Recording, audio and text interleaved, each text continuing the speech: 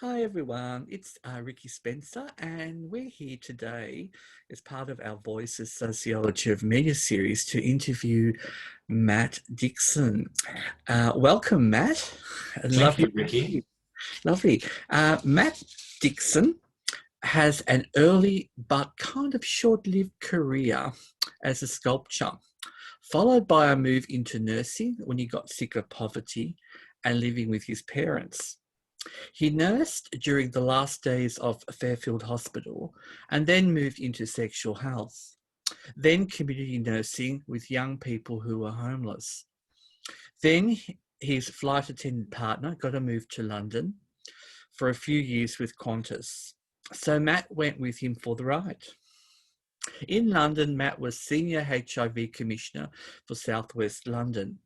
On return to Narrm, Melbourne, after some time at the Department of Health leading on HIV, he joined the Victorian AIDS Council and as CEO worked on a new strategic plan to open the organisation up more for trans and gender diverse people. Yay.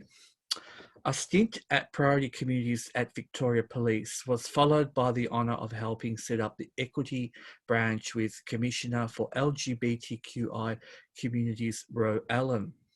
He now lives on Gadubanud Country in the Otways and works with the Western Victoria Primary Health Network on the COVID-19 response, and is loving working with First Nation partners in the Aboriginal and Torres Strait Islander health space. He's excited about healing the land where he lives by regenerating an old pine plantation.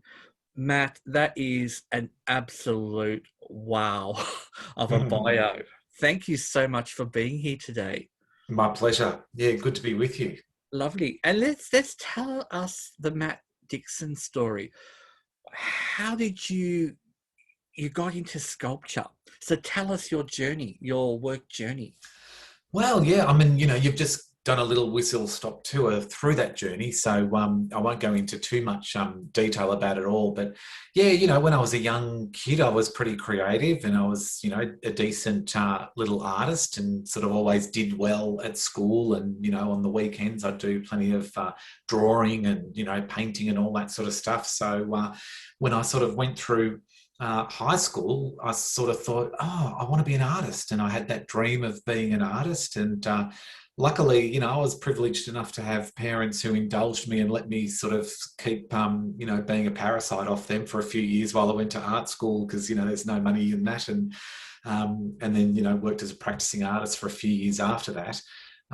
Which was great, but the life of an artist is a hard life, and you either have to be extremely talented, but also, even if you are extremely talented, and I don't think I am extremely talented or was extremely talented, I've got some talents, but they've got limits.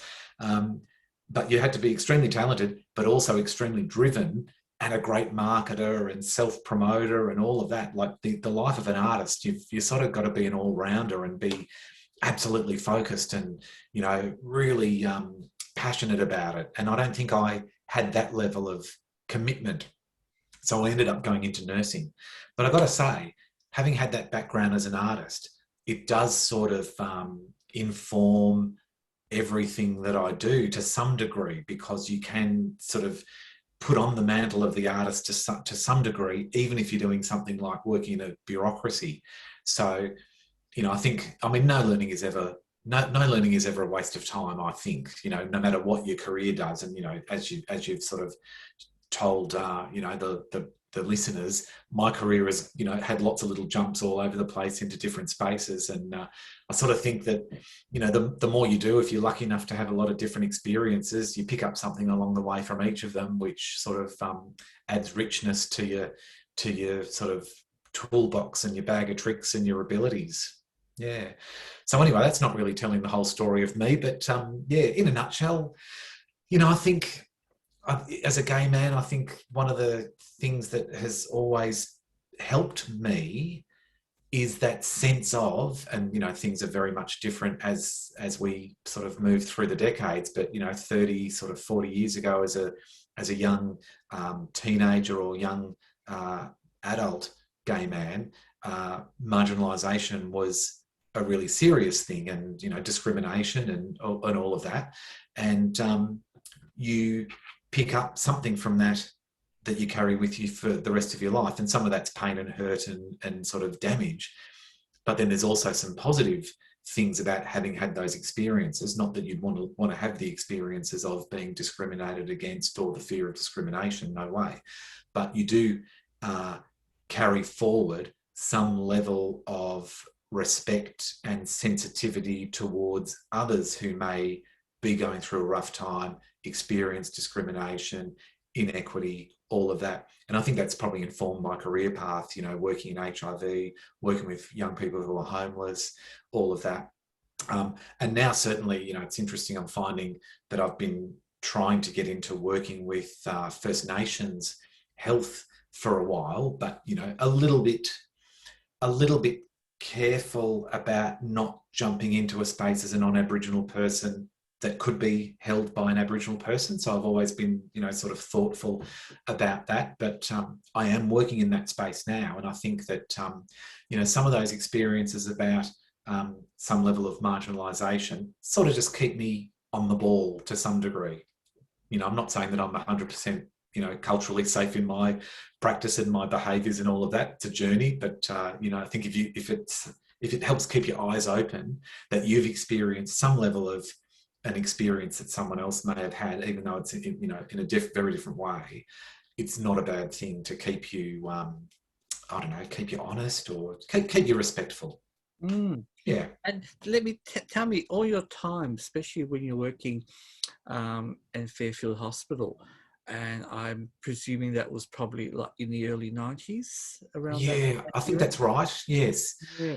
80s. How did that go in terms of the media? Because the media at the time was quite demonising of people living with HIV and AIDS. Mm. How did it feel as a nurse practitioner working in that space when around you all the time you had that negative? Well, were you able to see that negativity on, say, television and newspapers around you, or did you kind of censor that out and focus more on? No, but I think it had diminished a bit by the time I went and worked at Fairfield Hospital, which was for the people who don't know Fairfield Hospital, I think it might have been the last standalone infectious diseases hospital in the world, I think. Most of them by that time had sort of either closed down or been sort of amalgamated with larger sort of generalist hospitals. And that's what ended up happening with Fairfield Hospital in Melbourne. It ended up sort of amalgamating with, most of it went over to the Alfred Hospital. But yeah, I think this was sort of mid 90s that my time there was. And I think LGBTIQ communities, and particularly then gay and lesbian leaders and trans, had been getting more of a voice and pushing back against that discrimination and demonisation and ignorance.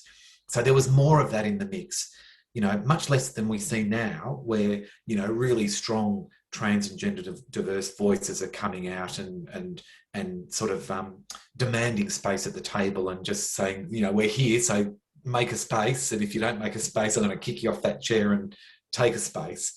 It was probably a bit more tentative then, because it felt, I think it may have felt more dangerous, and it was a bit newer for people, even though there'd been, really fierce advocates all the way through. Mainstream media seemed to just be opening up to the voices then, I think. But, I'm just trying to remember, and my memory's not so great about it, but that's my sense. Wow. But at Fairfield Hospital, it was a beautiful, inclusive, safe environment to be a young gay man and, nursing lots of young gay men. And of course, there was the lesbian contingent who were doing all the hard work around a lot of the advocacy and a lot of the practical stuff. It was funny, I was on Twitter the other day, and I think it was a lesbian comedian said something about we were talking that there was some conversation about lockdown, and they were saying, right, we're going to get the lesbians to go and police the borders or something, and it was a bit of a joke about lesbians being practical, and it was sort of funny because it made me think back to those times and thinking it was all these really strong lesbian women who made things happen, and just, you know, and sort of went, okay, well, this is the action that needs to happen, and they got it done, you know. And, you know, I think that's still the case. I think we owe a debt of gratitude, and, you know, often those heroes have been a bit forgotten, and, you know, it's sometimes the gay men who were jostling up the front to get the glory, you know. And Matt, working with people who are living with AIDS and nursing them in their final days, have you developed a greater sense of spirituality or deeper understanding of death yourself? Oh, that's a good question. I don't see myself as a particularly spiritual person. I feel like I'm really a humanist, and, you know, very much that, you know, the spirit is the people that you deal with. And, you know, if you want to be a good person, it's, you know, about looking after people and respecting people well, and, you know, trying to help, you know, meet them where they're at, and all of that. So, yeah, I don't know. I suppose, I mean, one thing that happens when you are in a job where you're close to death, you know, people who are dying, is that you realise that it's an incredible privilege to be there at the end of someone's life. And you have this amazing, in a way, like a gift, that you have the power to help that person's death be the best that it can be. Because, you know, people talk about, you know, people can have a terrible death, but people can have a wonderful death.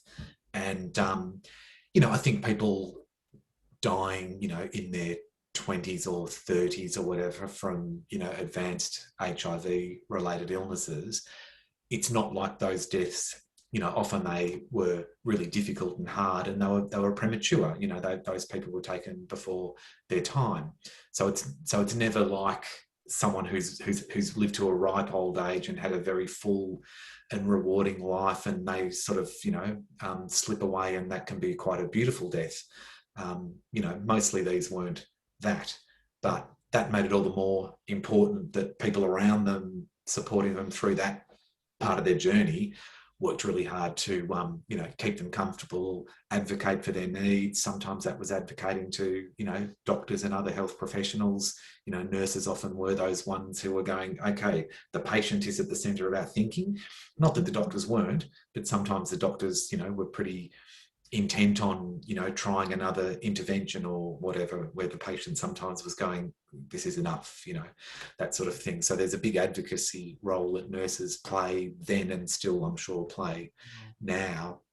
And but also, you know, with family, you know, making sure that, you know, significant others, family members, friends, you know, because for a lot of our communities, you know, family isn't just, you know, immediate biological family, it's often logical family, which, you know, that was also part of the role, making sure that those people, you know, that the person needed and wanted around were there. And, you know, sometimes it was also supporting people where the family dynamic was really challenging and difficult. And, you know, sometimes those, say the parents of these young, mostly men, weren't okay with their sexuality, you know, the kids' sexuality, and, you know, hadn't really come to an acceptance. And so part of the challenge and the, I don't know, yeah, I suppose challenge was to be there for them as well, even when sometimes their attitudes and beliefs didn't really align where I was at, you know. So yeah, it sounds like it was challenging, but you sort of, I think what you do in those situations is try to remain open and kind. And if you can manage that, then you're probably going to do a good job. Wonderful. And Matt, steering your way forward, you then ended up as a Senior HIV Commissioner for South West London. Did that, in that experience within itself, did that sort of broaden your understanding of the way HIV responses in the UK were different than the ones you had experienced whilst you were in Australia? Yeah, look, I'd say that they weren't all that different, really, because particularly in sort of the clinical setting, because it's evidence-based, the treatments, the approaches, the tests that need to be done for various conditions and presentations and all of that, they don't vary too much. That's sort of like global, well, probably more first world, because, I'm sure it's different in a place where you don't have the resources to do, diagnostic testing. You just don't get to do that. Whereas in, rich countries like Australia and Britain, you do get to do that, and the care's pretty similar. And I think, I'm just trying to think about what the differences were. Certainly in the UK, well, say in Australia, the great majority of people who were living with HIV and had HIV were gay men. And then some people who used, intravenous drugs, but mostly gay men. In the UK, there was a greater African population, African British population, and there were more heterosexual people who were living with HIV. Certainly there were a significant, smallish but significant number of children living with HIV who'd been born to a parent with HIV. And part of my job, one of the sort of a small part of my job, was to work in a team looking at the needs of that little cohort of young people in London living with HIV. I think, the vast majority of whom were, had an African descent. And that was really interesting, because the levels of fear and stigma and all of that for those young people, and a lot of these young people were reaching adolescence, about to become potentially sexually active. Some of them didn't know that they had HIV. Their parents had decided that they weren't going to tell the children that they were HIV positive. The kids were on treatments, but they didn't know. And that was partly, I think, from a fear that if, my 6-year-old child knows that they have HIV, they're likely to tell other people, and who knows what that could end up looking like in the schoolyard with parents, and, the ignorance and the fear. And, I'm thinking about, was it a little child called Evie who was HIV positive back in the 80s, who there was a terrible experience for her at school. I don't know if you remember that. Yes, I do. Going right back. Yeah, so in a way, almost that similar sort of a dynamic that was happening back in the 80s in Australia was still not necessarily happening, but there was still a great fear of that happening in those communities in London in the sort of, late 90s, early 2000s, I think it was. So that was an interesting thing, to be thoughtful and respectful and caring about the experiences for those people. And that was a really interesting thing, I'm sort of thinking about sociology and about that idea of sort of, you got to do your best to if not put yourself in someone's place, because that's sort of difficult, to have that that respect to listen deeply about what their experience is, and therefore how you need to relate to that and respond to that, and then what you can and can't do. So that was amazing to be in that situation and go, oh wow, I really need to keep my ears very wide open, so that whatever decisions I make around, say, funding, are the right ones. And one little example is that we were doing some rationalisation, which means cost cutting at that time. And I was a bureaucrat, so I was, involved in this stuff. And we were going to cut the little budget for transport for these young people. They used to be a Friday night social gathering of these young people, and their parents, carers, whatever, would bring them together. This is in South London, Tooting, I think it might have been. And they needed to be able to get taxis home otherwise their parents wouldn't let them go because it wasn't safe to be on the tube after dark. And, you know, there was a lot of knife crime, still is, I think, you know, but you know, back then that was an issue. You know, so violence amongst, you know, teenagers and stuff was a bit of an issue. And so this budget was going to get cut. And I went along to the group one time and just listened, not so much to the young people. I was sort of saying hello to the young people. They didn't really want to talk to me, some old bloke, you know. But I talked to some of the carers and the parents and stuff and heard that message really clearly, that if this budget for getting these young people home after the, you know, meeting at, say, 8 p.m. or 9 p.m., whatever it was, if that's not there, then this opportunity for them to socialise with other young people goes. So we kept that budget, but it's just a little example of that, how, you know, you really got to listen and then be prepared to rethink your plans.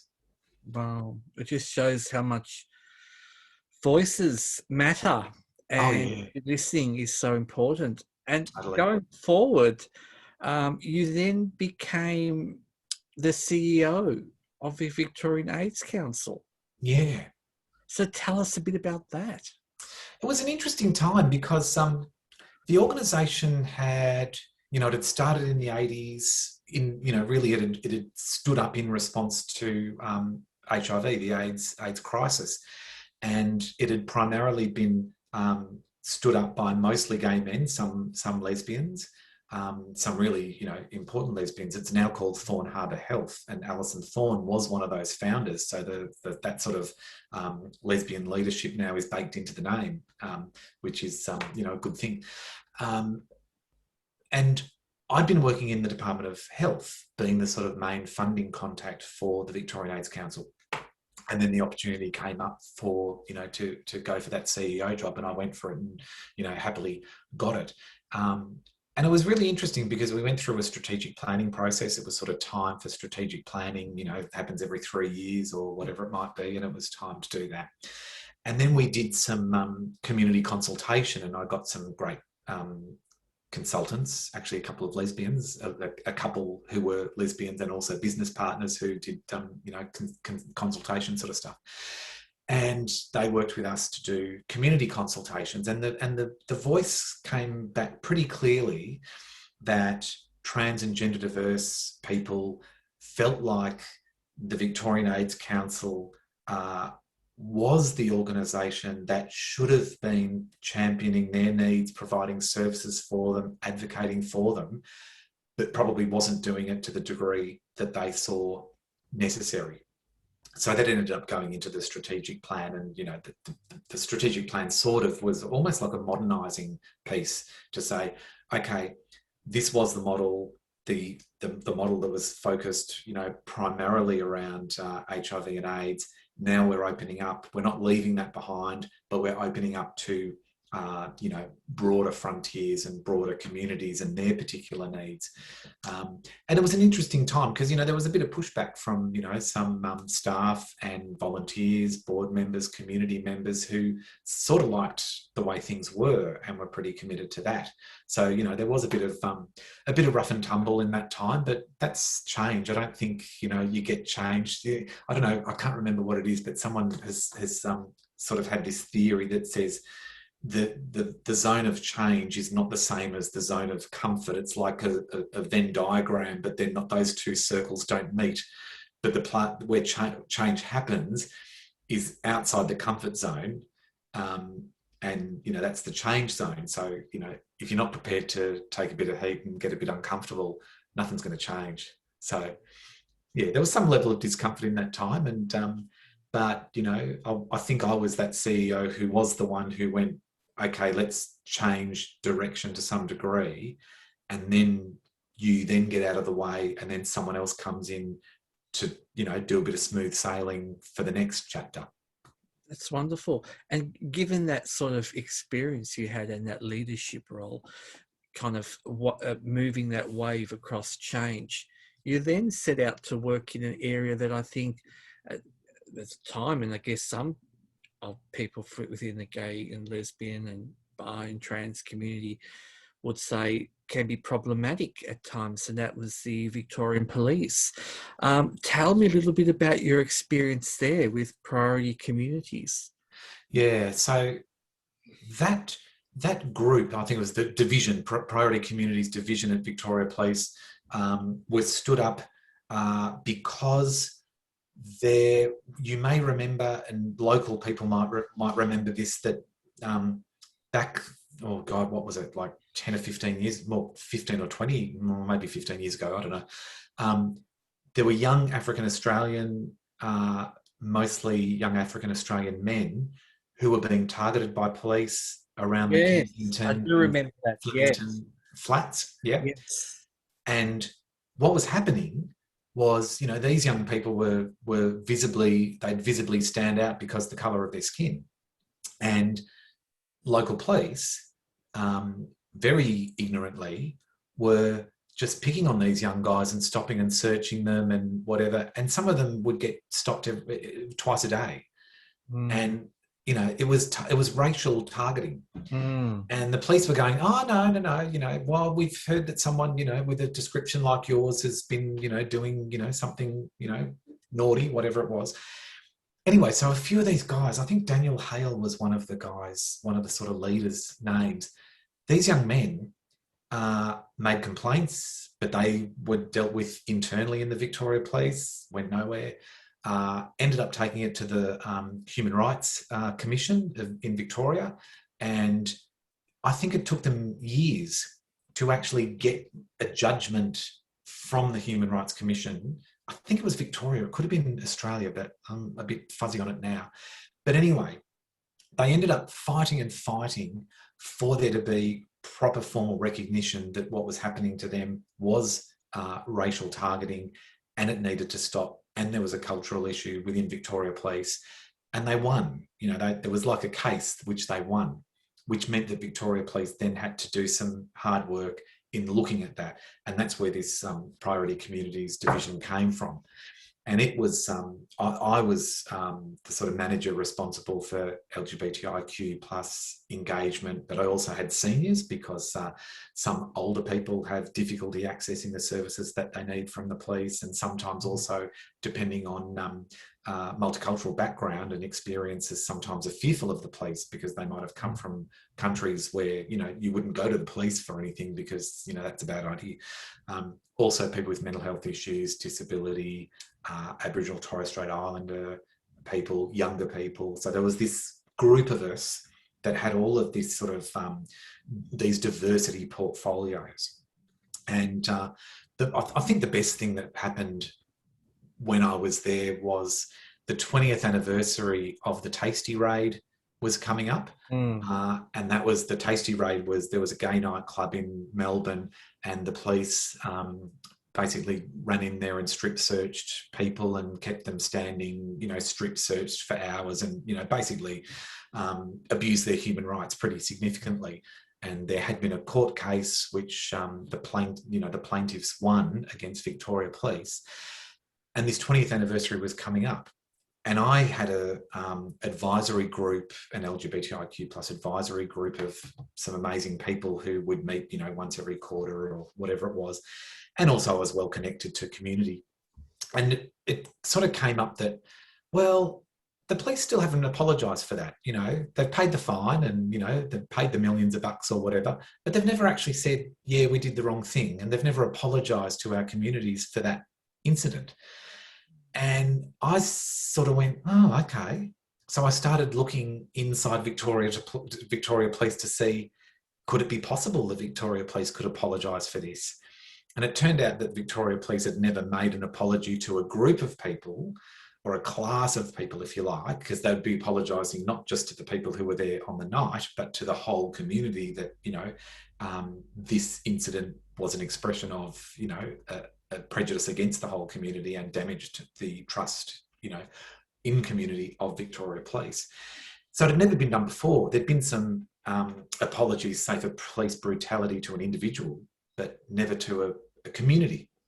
And so then I spent a few months sort of working that inside Victoria Police and sort of building support for that idea, and sort of stopping people freaking out about that idea, and it ended up happening. And so that was a bit of a sort of a good outcome that Victoria Police did make that apology, and I think since they've even made some more sort of apologies for police, sort of historical police behaviour towards our communities.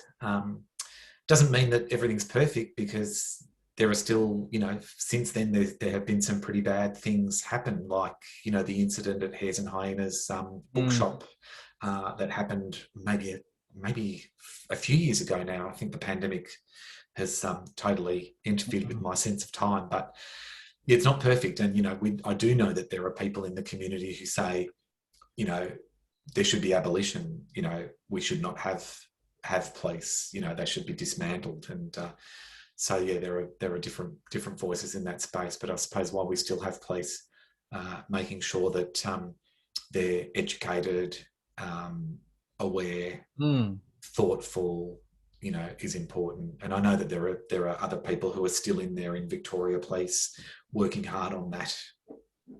And that's what we have to kind of look towards, is that, humanity, that people can make a positive change, and we don't brush everyone with the same sort of label, that there are always going to be good and bad people in all professions. And we just have to reach out to those that perhaps may not understand different aspects of community or intersectionality to become more aware and understand their lived experiences through their voices.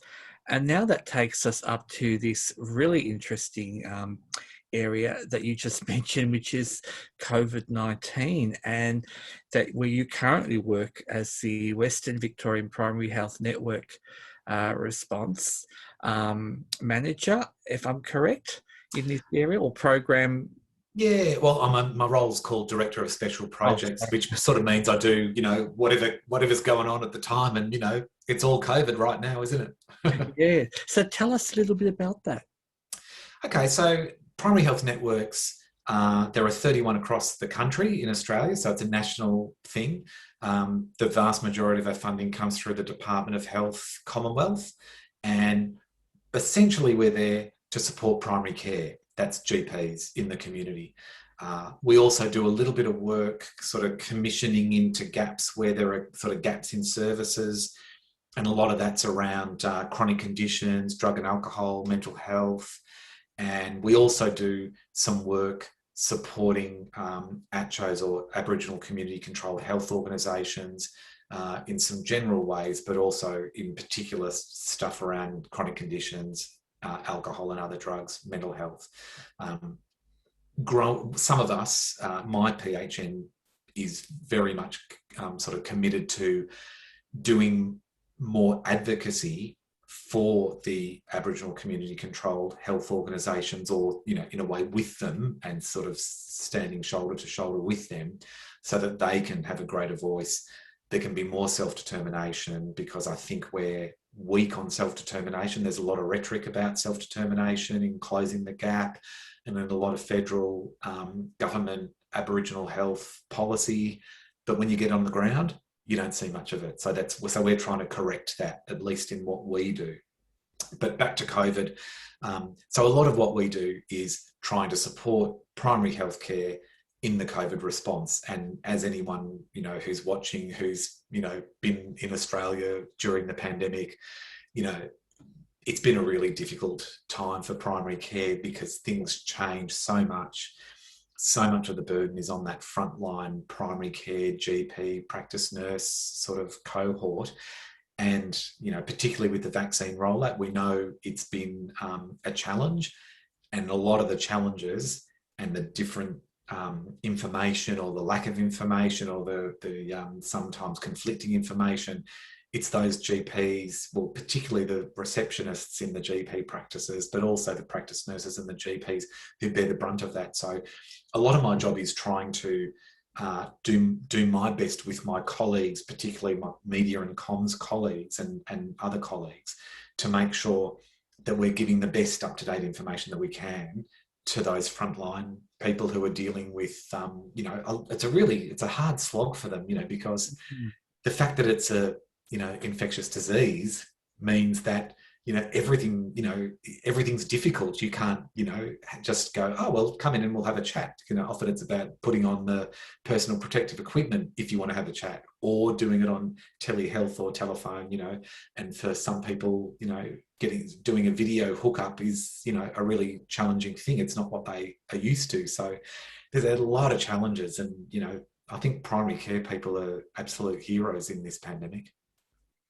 And Matt, I have to say that you are one of my heroes. The work Thank you. you've done is wonderful. And, speaking on behalf of every Australian, we thank you and your team. If it wasn't for people like yourself and nurses, we would be in a worse position. So, as you being one of the the managers, frontline workers, we thank you, and thank you so much today for your insightful journey of life and your experiences of different diverse voices. We thank you, Matt. Oh yeah, my absolute pleasure. But I've got to say that working in the jobs that I've had and doing the things that I've done, it's been mostly a huge pleasure, and feels very much like a privilege to be able to do all of these things that I've been able to do. And not everyone gets these choices and chances. So yeah, don't big me up too much. I'm having a good time. Lovely, thank you, and thank you everyone for listening. Thanks, Ricky. Bye for now. Bye.